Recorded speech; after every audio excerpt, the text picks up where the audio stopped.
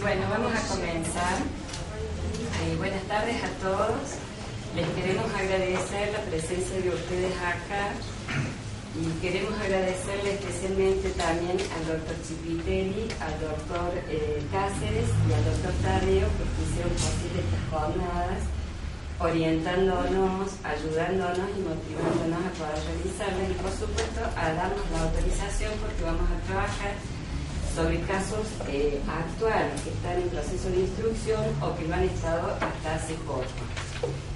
Y especialmente un agradecimiento a los integrantes de esta capacitación porque realmente nos han ayudado muchísimo a poder completar esta jornada. Nos voy a presentar, ella es la doctora Leiva, médica psiquiatra del Poder Judicial, integrante del cuerpo forense, es coordinadora del Departamento de Psiquiatría y coordinadora de estas jornadas. Y yo, quien les habla, Graciela Moreno, coordinadora del Departamento de Psicología, soy psicóloga y coordinadora también de estas jornadas. Hoy vamos a trabajar nosotros y en las próximas jornadas van a trabajar los demás colegas de los departamentos y como colaboradores integrantes de los otros equipos técnicos, del equipo de familia y del equipo de la Oficina de Asistencia Médica. No sé si... Bueno, igualmente gracias por venir. Bueno, vamos a presentar un caso. La idea es presentar a partir de un caso diferentes temáticas que vayan surgiendo en el trabajo que tenemos, digamos, cotidiano. Bueno, les quería más o menos comentar, estas jornadas surgen ¿se escucha? Sí. Bueno, estas jornadas surgen de las conversaciones que mantenemos nosotros dentro del equipo del cuerpo forense con la realización de las pericias, en donde empezábamos a observar que quedaban cosas dando vuelta por ahí, que no terminaban de cerrar, y no sabíamos nosotros cómo terminaban las causas, la mayoría de ellas.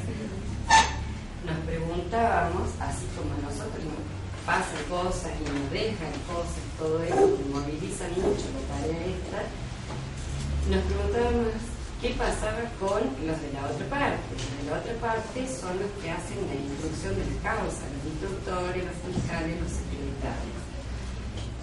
Y algo que nos pasó en las jornadas anteriores en las que estuvimos presentes con el doctor Milavich y la doctora Peraca, en donde se trabajó la temática de violencia de género y trata de personas, quedó tan plasmado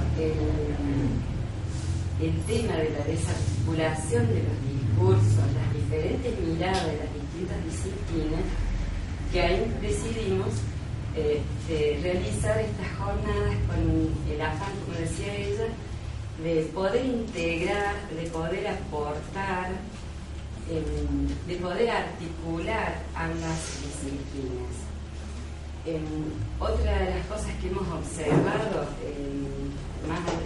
aparte de las pericias, por ejemplo, con la creación del dispositivo de la cámara GESE, es que con todas las reacciones en contra que surgieron con la creación de la cámara, es que a nosotros nos movilizó muchísimo el tema de tener que participar ahí, bueno, porque nos saca de nuestro rol específico como psicólogo, no queríamos, en síntesis, no queríamos participar de eso, nos parecía que no era nuestra función.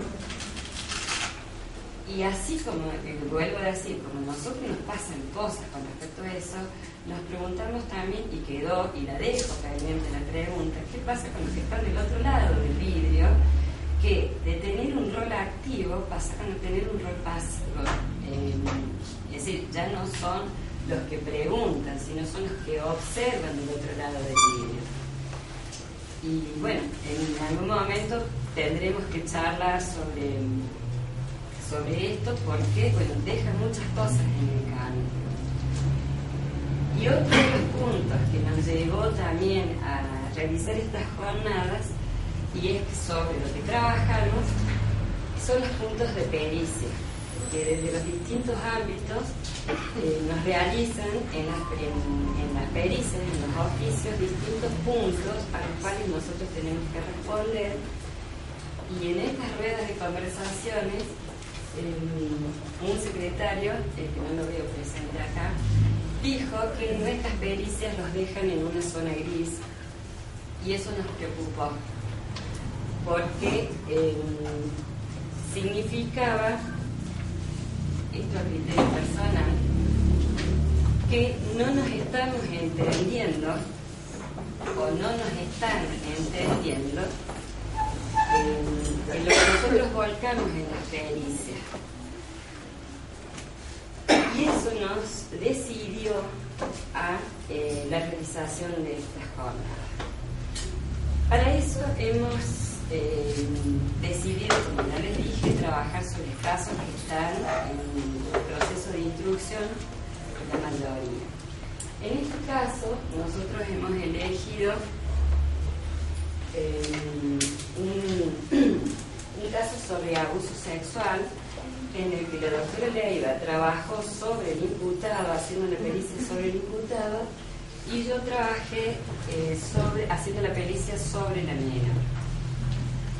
En el caso de se trata de un caso de un abuso sexual con acceso carnal reiterado, con promoción y prostitución, promoción en la prostitución, y creo que así era la cara.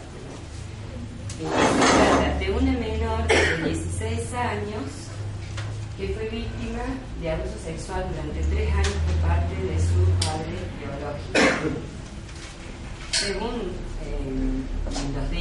lo que se recolectó, lo que se recabó de las entrevistas, hubo grabación de videos y su posterior subida a internet. En la pericia, cuando yo hago la pericia en este caso, se trabajó con todas las instancias. Es decir, una entrevista preliminar para evaluar su estado emocional, para ver si estaba en condiciones de participar en la toma de declaración en el dispositivo de cámara Gesell. Se hizo la cámara Gesell y se hizo de posterior la pericia con el tipo de entrevista clínica abierta, semidirigida y aplicación de material proyectivo de exploración de la personalidad para poder responder los puntos de pericia. ¿Por qué se trabaja de esta forma? La entrevista previa o preliminar, por la edad y por las nuevas disposiciones de los derechos de los niños, desde que se implementó la cámara Gesell, es por ley que tienen que declarar en cámara Gesell. En el caso de ella, por su edad de 16 años, estaba en condiciones de declarar. Además, ella quería declarar, y su expresión era en esos momentos que era una necesidad que ella tenía de poder hablar, porque hasta ese momento no había podido expresar lo que le había estado pasando. En la cámara Gesell, bueno, ella despliega toda su declaración. No es una entrevista abierta, si bien los señores fiscales nos dejan la posibilidad y enorme de poder manejar nosotros dentro del recinto una entrevista dentro de un encuadre muy clínico. Es una entrevista, por supuesto, dirigida, porque son preguntas puntuales y se tiene que responder lo que se le pregunta. No obstante, las preguntas son fuertes, porque más allá de los datos filiatorios que se toman, se indaga sobre los hechos puntuales, interesando cómo, dónde y cuándo, es decir, cómo ocurrieron, cuándo ocurrieron, cuántas veces, todo, que por supuesto le trae a la menor todas las vivencias al momento. Es terrible, la declaración en cámara Gesell es terrible. Por eso nosotros decíamos, a nosotros ahí nos moviliza un montón de cosas, tanto de lo científico como de lo personal, Me imagino del otro lado del vidrio los fiscales que están ahí a la escucha de todo eso, porque lo escuchan desde otra forma, distinta a cuando ellos preguntaban. Entonces, al ser nosotros los vehículos de esas preguntas, se movilizan otras cosas también, porque preguntamos de otra forma.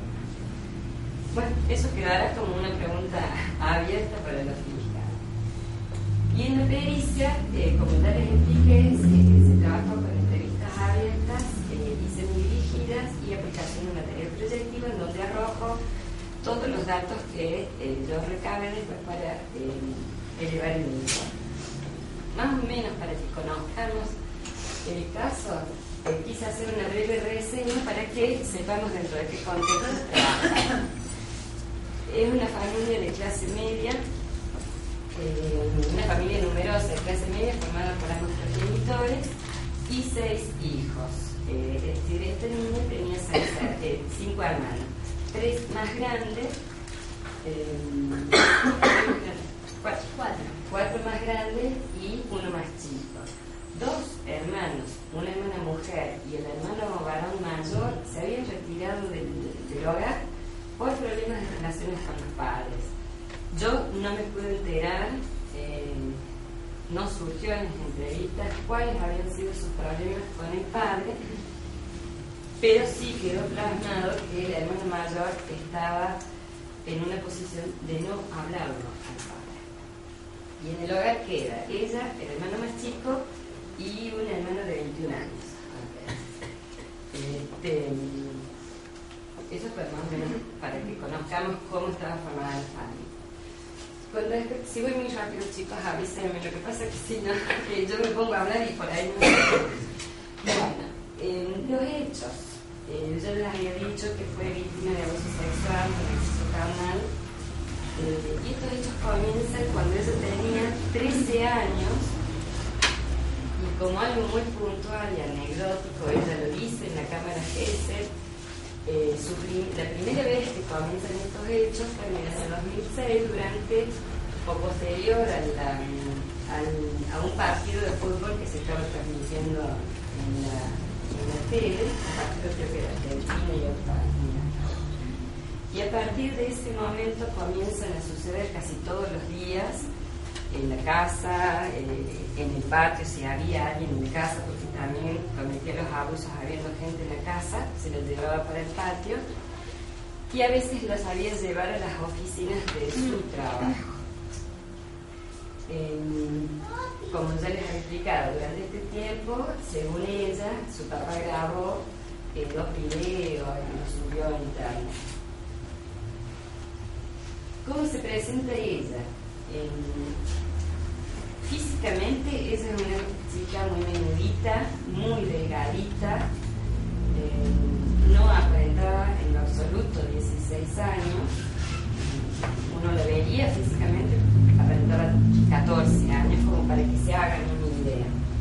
Se presenta en todas las entrevistas, yo la vi muchas veces, muy prolija, adecuada, la vestimenta adecuada a la época, con un discurso muy claro, muy preciso, no se observaron contradicciones en el discurso de ella, muy firme, muy segura de lo que hablaba, cómo lo hablaba, estaba bien orientada en tiempo, persona, en tiempo, espacio, persona y situación, sabía dónde estaba, qué hacía, por qué estaba, tenía un pensamiento adecuado a su nivel madurativo, abstracto.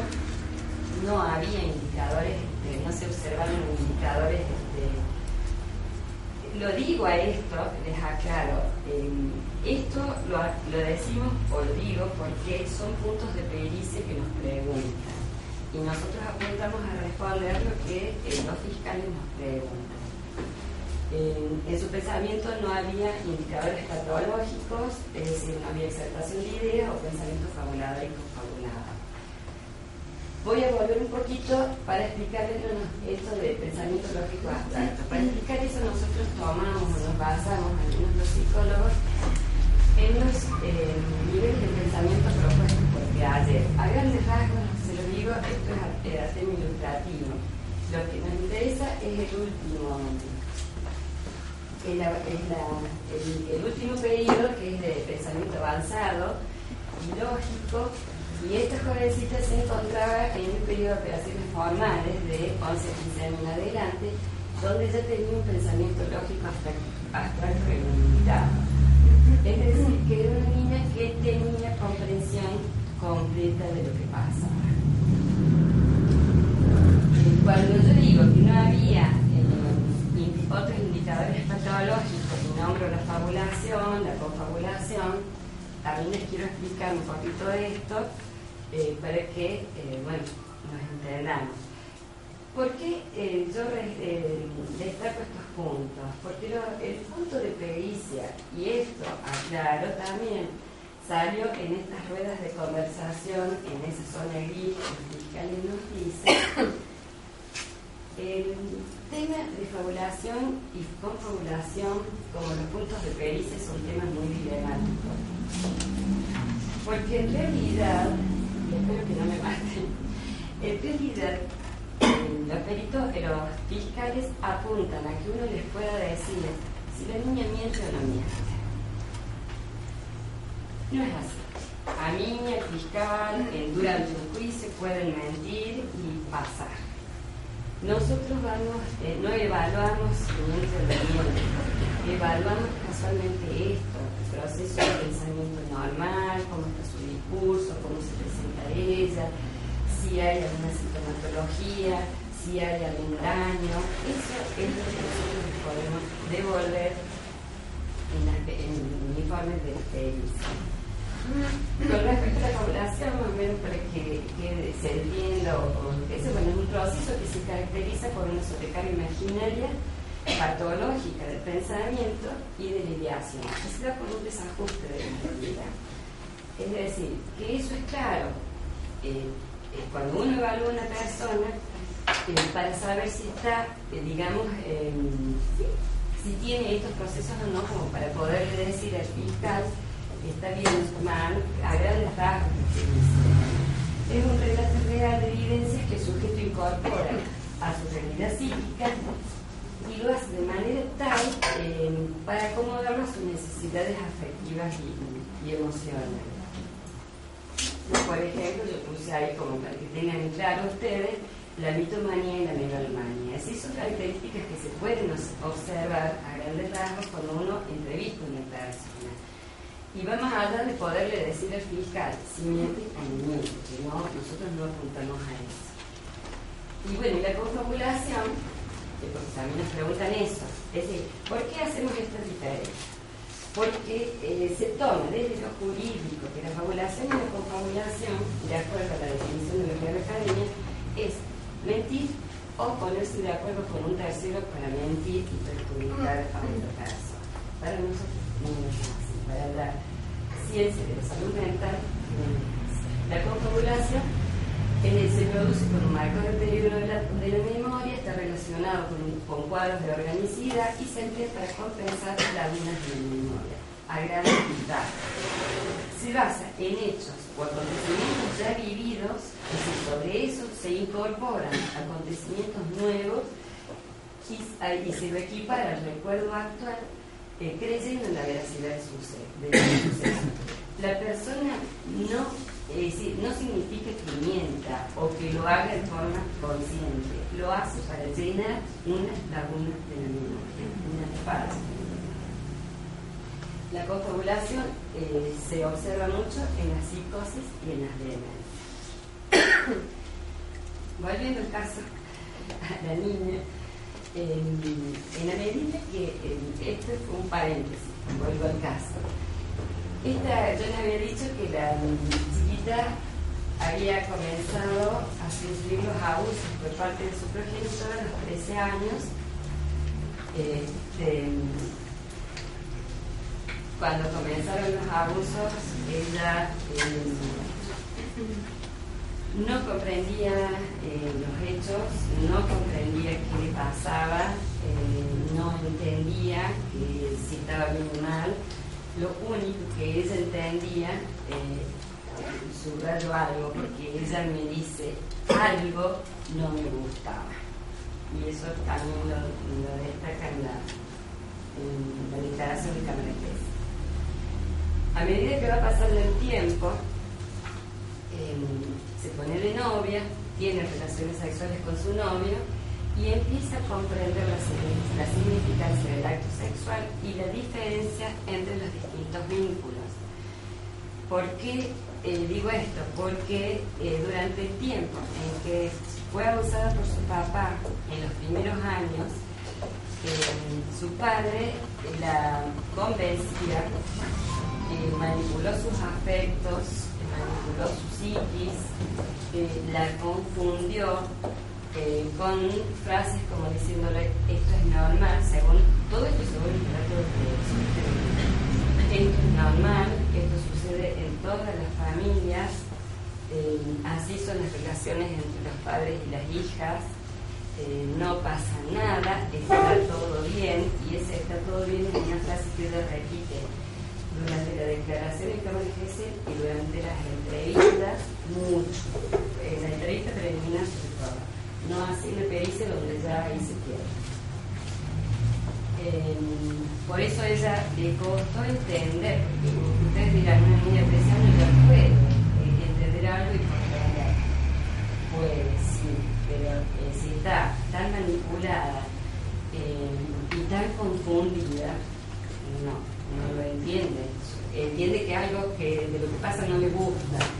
Cuando ella puede establecer su propio vínculo afectivo, es como viviendo así con la descarga de ficha y entiende que estaba mal lo que estaba pasando.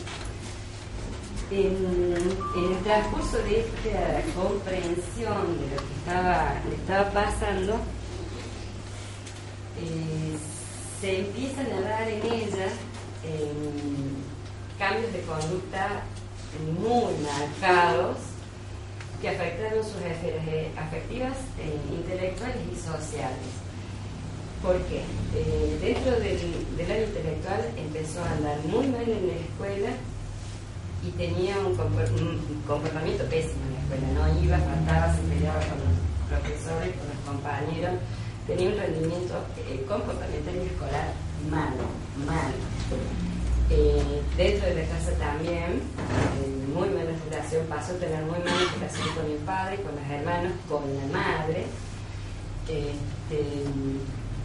Confundía, pasó a confundir todo lo que es toda la cuestión afectiva, quién la quiere, quién no la quiere, cómo se quiere, cómo no se quiere, las relaciones con las amistades, se aisló de su grupo de pares, por eso digo, afectó sus esferas afectivas, intelectuales y sociales. Una de las cosas que a mí me llamó la atención es que por lo general las menores, cuando son víctimas de abuso por parte del padre, se vuelcan a la madre.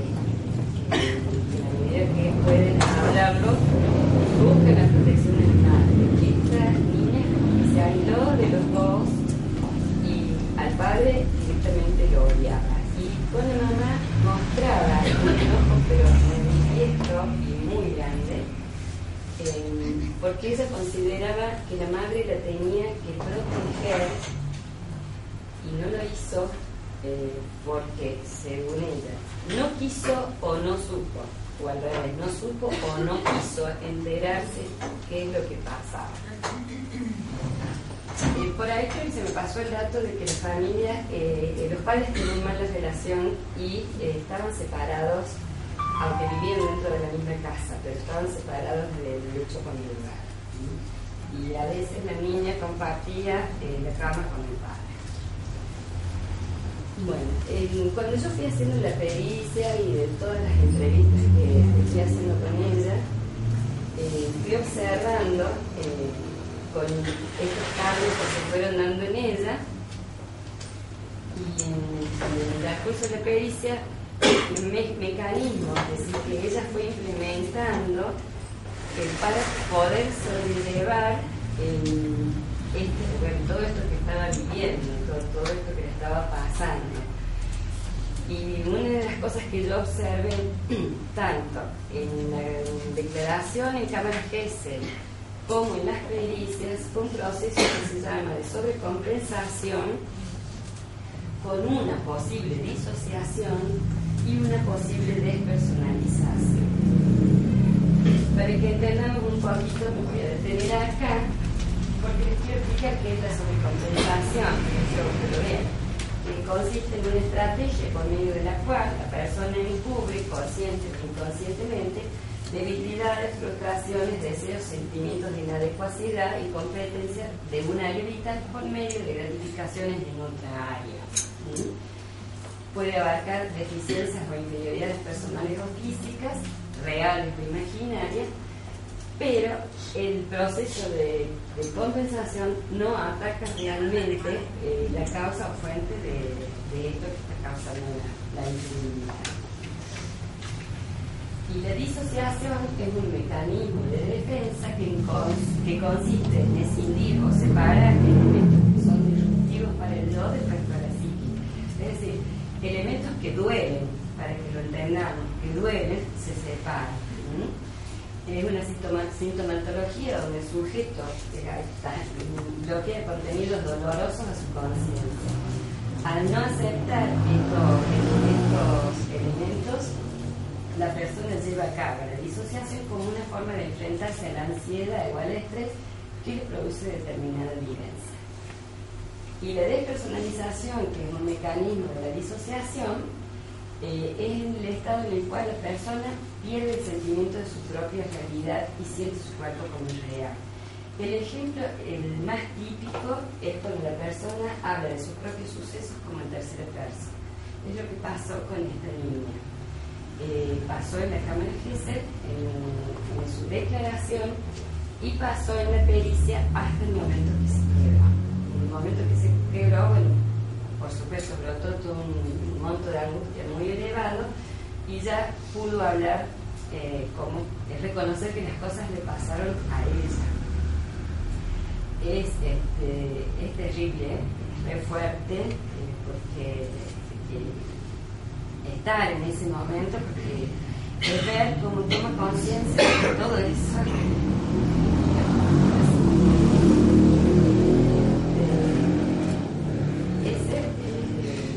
Es todo. Si les quedó alguna duda, yo ahora las dejo con la doctora Leiva y después damos espacio a una. Bueno, yo no voy a dar tantas explicaciones teóricas, voy a hablar más del caso, no sé si me escuchan.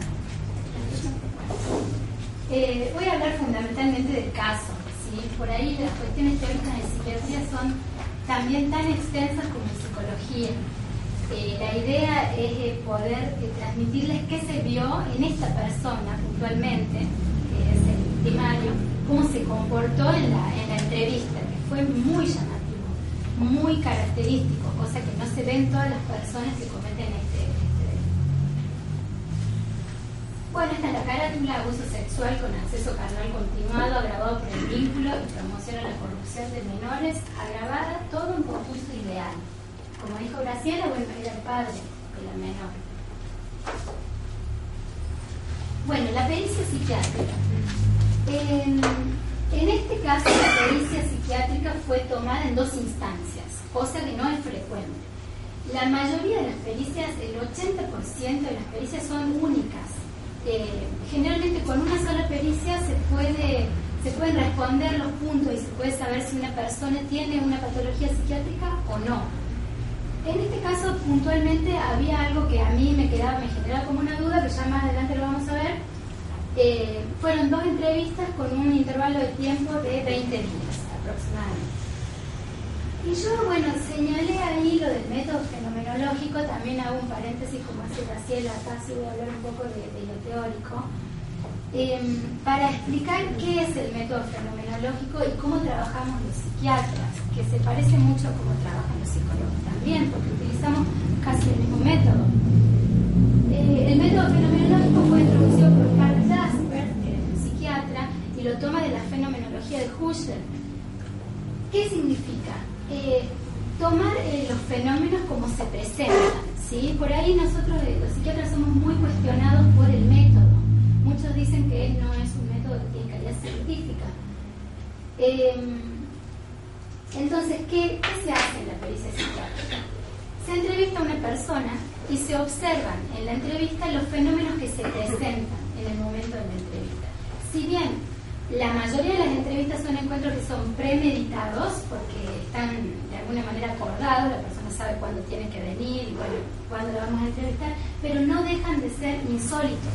Siempre son insólitos porque las personas no las conocemos o sí, pero los fenómenos que se van suscitando a medida que uno va haciendo preguntas o va haciendo la entrevista siempre son cosas nuevas, ¿sí? El método fenomenológico no es una simple conversación como yo he leído en algunos informes o algunas personas que dicen que se basan en meras conversaciones o meras entrevistas. No, es un análisis permanente de los fenómenos que se presentan. Cada cosa que la persona hace en sus gestos, en el lenguaje, en la actitud, hasta como cuando entra, desde el momento en que abre la puerta y la persona ingresa a la entrevista, el psiquiatra, el psicólogo, el observador, a través de ese fenómeno que se presenta, que tiene detrás un contenido, analiza, ¿sí? De esto hay mucho para decir, pero más o menos es lo más importante, para que quede claro que tiene una calidad científica, es un método científico que se utiliza para realizar las pericias psiquiátricas. Bueno, un poco más de lo que dijo Graciela, yo voy a hablar más del imputado, ¿no? Era una persona de sexo masculino, de 53 años de edad, casado, 6 hijos. Su ocupación era empleo público, su nivel de instrucción, terciario completo. Estos son los datos personales que es lo primero que yo pregunto en la entrevista psiquiátrica. Fue notable cómo él, en el nivel de instrucción, se detuvo mucho tiempo a explicarme cuál era su función. Bueno, me comentó que era analista programador.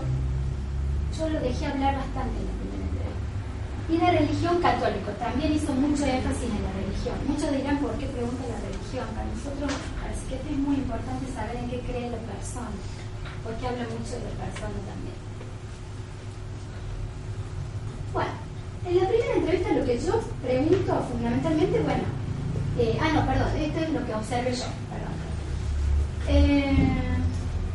se observa, bueno, yo le voy a hacer el acting de cómo entró esta persona. ¿Cómo llegan las personas al cuerpo forense? Los imputados llegan con esposas y caídos del personal policial. Generalmente vienen sumisos, tranquilos, esposados, les abren la puerta, ingresan, se quedan parados, les sacan las esposas si yo lo pido. Si no, se tienen que quedar con las esposas. Y se sientan generalmente esperando algún tipo de orden. Esta persona, por algo tomamos el caso con Graciela, entró bastante, si bien estaba prolijo y aseado, bastante prolijo y bastante aseado, cosa que tampoco es común en las personas que están en la cárcel, muy ansioso y muy nervioso, ¿sí? Ingresó rápido, como esperando que le saquen la esposa, cuando yo no había dado la orden de que se la saquen. Yo generalmente hago las entrevistas con las personas sin la esposa. Bueno, muy nervioso. No recuerdo, pero creo que él habló primero que yo. Tenía gran apremio por hablar. Dijo, habló, se presentó. Algo dijo, la verdad no lo recuerdo, pero con gran apremio por hablar. Esa es la primera impresión, lo que se ve en primera instancia en la primera entrevista. Bueno, la primera pregunta que hago es, ¿qué hace acá? ¿Qué fue lo que sucedió? Responde, dice que está acusado de abuso sexual a su hija, pero inmediatamente descarrila la respuesta. En psiquiatría no existe el descarrilamiento de las respuestas. El descarrilamiento, cuando hablamos en psiquiatría, es del pensamiento, es el pensamiento el que se descarrila. Yo incorporo este término porque era notable cómo él respondía en primera instancia, pero comenzaba a descarrilar su respuesta hacia otros temas, ¿no? Entonces aparece de inmediato la proyección. ¿qué es la proyección? Bueno, Graciela me va a corregir porque yo soy un mecanismo de defensa psicológico. La proyección es cuando la persona pone en otro cosas que tienen que ver con él. Entonces comienza a decir que bueno, que todo esto que le pasaba y la acusación y demás era un complot entre su esposa, su hija, no me acuerdo quién era. Creo que ¿cómo? Era una amiga de la esposa, ya está el fiscal de comienzan a aparecer personajes, ¿no? Y algo que a mí me llama la atención es que también en esta proyección aparece la licenciada Vergesio. Como yo por eso puse profesionales intervinientes, porque él en todo imagínense una persona que habla rápido, con gana premio verborragia, me dice, bueno, y yo la conozco, la licenciada Vergesio Moreno. Yo en primera entrevista lo dejé hablar mucho, es más, como si él manejara la entrevista, lo dejé no. En ningún momento volvió esta respuesta que se descarriló a su causa inicial, que era la causa por la cual él está acusado de este abuso. Y mientras iba relatando en este discurso, en este lenguaje verborrágico, en este apremio por hablar, aparece esa gran indiferencia afectiva, notable. Ustedes se acuerdan la segundo PowerPoint, que habla de la carátula, abuso sexual con acceso carnal, bueno, era realmente grave. Y él tenía una indiferencia afectiva a esto que era llamativa. En esta instancia, creo, íbamos 40 minutos de entrevista.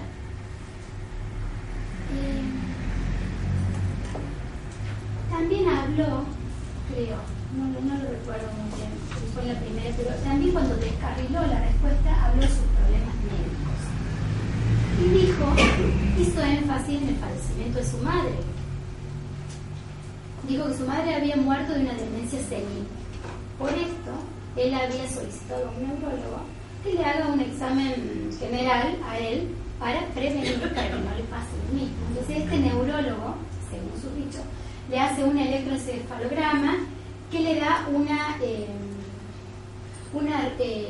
respuesta, digamos, de voltaje bajo, ¿sí?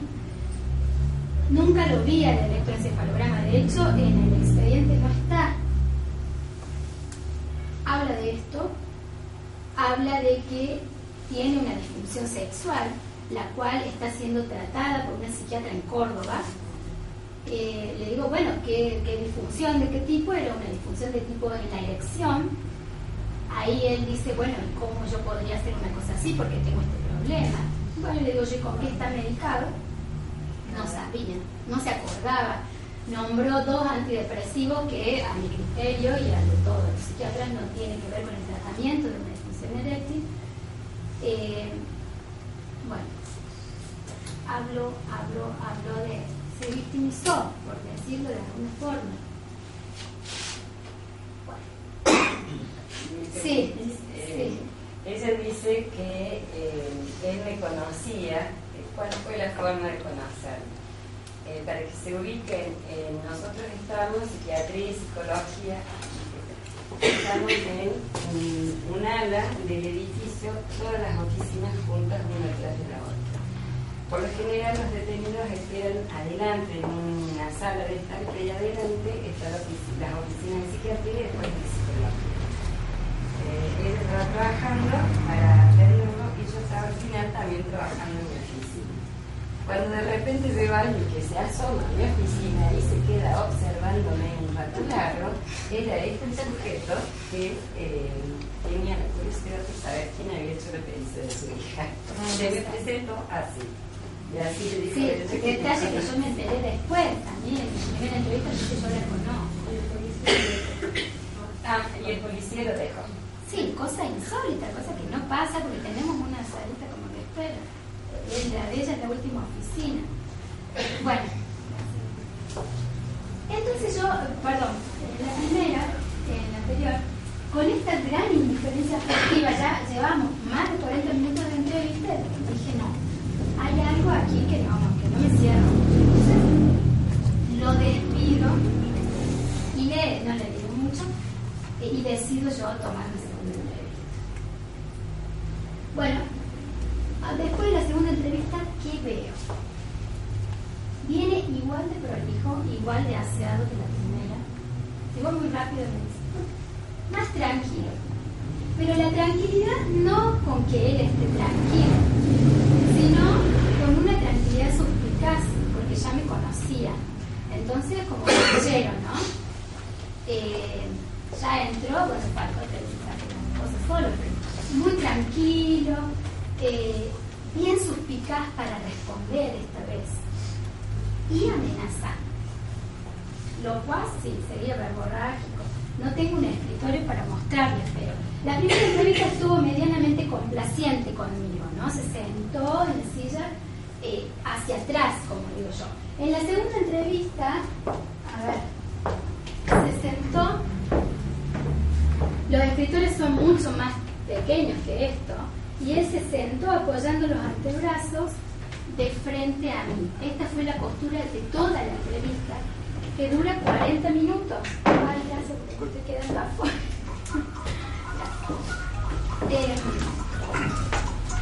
Lógicamente yo me puse en la misma postura, y así lo tuve que entrevistar muy de cerca. En esa... perdón que me sirva algo. En esa actitud, lo primero que me dice cuando ingresa: doctora, espero que usted no tenga la misma opinión que la licenciada Vergés. Yo no le respondí, lo dejé hablar, y él me dice, porque los dichos de mi hija están inventados por ella. Esas son palabras de ella. En la declaración que yo vi en el expediente, esas palabras no son de mí. Así iniciamos la segunda entrevista. Lógicamente, la pericia psiquiátrica es extensísima. Yo puse las cosas más relevantes, ¿sí? Como dije, en la primera entrevista él habló de sus antecedentes médicos, los cuales no los pudo demostrar. En el expediente hay un certificado de la psiquiatra de Córdoba que supuestamente lo trató, donde ella hace un diagnóstico de un trastorno de personalidad no especificado y una depresión, y hace énfasis en que la persona se presenta a su entrevista de una manera seductora, algo así como intimidante, que a ella le genera como un rechazo, por no decir contratransferencia, que es un término más psicológico. Pero ya la psicóloga, la psiquiatra está en Córdoba, ve que esta persona tenía algún tipo de trastorno, ¿no? ¿Qué fue lo más característico de la pericia psiquiátrica? No sé qué tiempo llevamos hoy. Si bien que estaba globalmente orientado, tanto autopsíquicamente, o sea, él sabía muy bien quién era, alopsíquicamente, el tiempo, lugar y espacio, su memoria era normal, la atención era normal. Pensamiento. El curso del pensamiento era ligeramente taquipsíquico. ¿Qué significa? Estaba ligeramente acelerado, ¿sí? La verborragia, esta locuacidad se notaba en el pensamiento. Yo le hacía una pregunta y no terminaba de preguntar y él respondía, y cuando respondía no tenía para respuesta. La para respuesta es cuando yo pregunto algo y la persona responde otra cosa, pero sí tenía una tendencia a contestar otra cosa, sutilmente, súbitamente contestar otra cosa, y el contenido era rígido. Yo intenté sacarlo de la temática y hablar de cuestiones generales para ver cómo piensa, y tenía ideas rígidas, pero ahí están, las repetí. Por ejemplo, las mujeres tienen que hacer tal cosa, porque la mujer está para esto, el hombre está para lo otro, y yo le trataba de plantear de otra manera, no, y esto es así, es una cosa muy, muy rígida, muy estructural. Precisamente eso es lo que pasaba con la esposa. La esposa, cuando llegó a denunciar, después de 3 meses después que se entera de esto, siempre adujo a ella que era como una cuestión de miedo y una especie de temor reverencial que le tenía el hombre. Era como un patriarcado, ¿no? Claro, incluso había un tema económico, que ellos vivían en una casa del padre de él. Y, incluso después de iniciar el proceso, ya con el hombre detenido y el compadecido, la fiscalía quiere parar el proceso. Siempre arguyendo eso, que era un tema económico, que eso que es vivienda, ella, la hija. La duda que siempre tuvimos nosotros era ¿qué podía llevar a una mujer a esperar 3 meses para denunciar un hecho como este? Es llamativo, ¿no? Pero yo pienso, ¿no? Esto que vos decís de las amenazas, del poder económico, del poder de la palabra, ¿no? Incluso a mí técnicamente me costó mucho encuadrar la figura porque el código que habla de violencia o amenaza tiene que haber un tipo de amedrentamiento. Y en el relato de la menor siempre hubo como una especie de consejo. Entonces, tipo, la aconsejable dice, no, está bien. Se terminamos cerrando por el tema de una especie de temor reverencial, del mal colectivo. Sí, ¿no? Que habla del poder de la palabra, ¿no? De lo psíquico, cómo influye, ¿no? Ya lo vamos a ver, yo después voy a hablar un poco del rasgo psicopático de sus característicos, ¿no? De identificar a los vulnerables, ¿no? Ya lo vamos a hablar un rato más adelante. Bueno, y por último, creo, no me acuerdo qué PowerPoint sigue, pero el afecto se sostenía en la indiferencia afectiva. En ningún momento no había preocupación. Tenía una carátula así, con una semejante causa, nunca se preocupó. No había culpa. El afecto estaba puesto en la licenciada Vergesio, que había sido la culpable de que la hija declare lo que declaró supuestamente, y en esta esposa que había armado como un complot para mentir. No había afecto puesto en, bueno, abusé de mi hija, ¿no? Con preocupación, ¿por qué dicen esto? Ahí se terminó realmente mi pericia. Y es ahí cuando yo ya pude responder los puntos de pericia. No sé qué sigue.